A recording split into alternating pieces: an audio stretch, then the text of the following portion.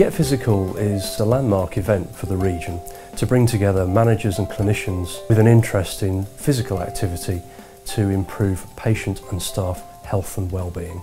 We really jumped at the chance to be involved in a conference which was going to be bringing so many people from across the region with all the different sort of expertise and skills that they could bring. We just had to be here.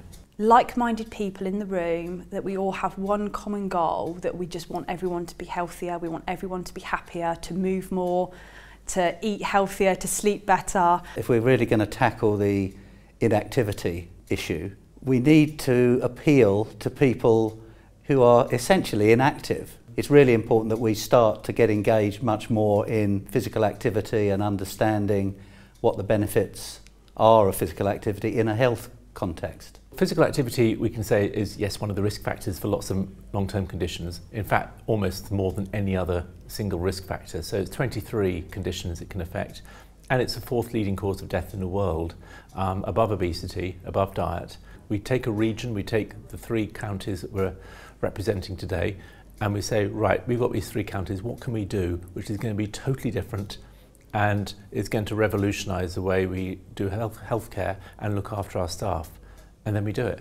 We all need to work together and really enhance this co-production idea, and it needs to come from primary care, secondary care, from local authorities, a voluntary sector and business, to really look at what can we do together in pooling our resources to increase physical activity and getting that physical activity seen as part of everyday life and not this added sort of frustration of having to go to a gym once you've finished your hard day at work. The second thing for me is around how do we open that conversation around actually what can patients do to increase their well-being and prevent them from other long-term conditions.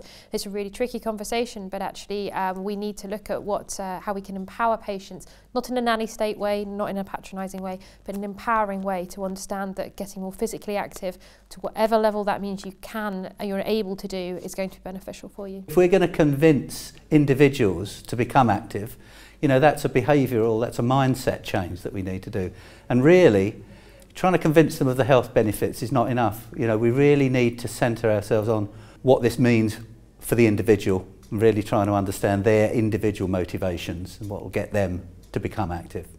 I think it is about how we bring experts together to create a mass movement rather than sort of small scale little changes that really are not going to get us where we want to be in terms of a kind of a mass change of culture. What we're going to do now is go back locally and see how we can bring some of the learning from today and create those partnerships at a very local level that's actually going to start making a difference, and to come up with some tangible outcome that we can bring partners together and say that's what we're going to work towards.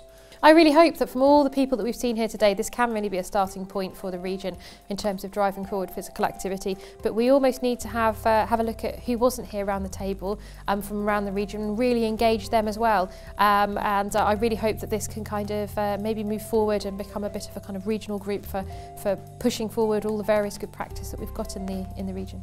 It's taken away from this relationships that I've built and really coming up with a vision that we can then really share with not only the community here but the wider community and just see where we can take it. And I really strongly believe that today has been a baby step for individuals within their own organisations, but also a baby step for Get Physical and us coming together to create some real change in the UK.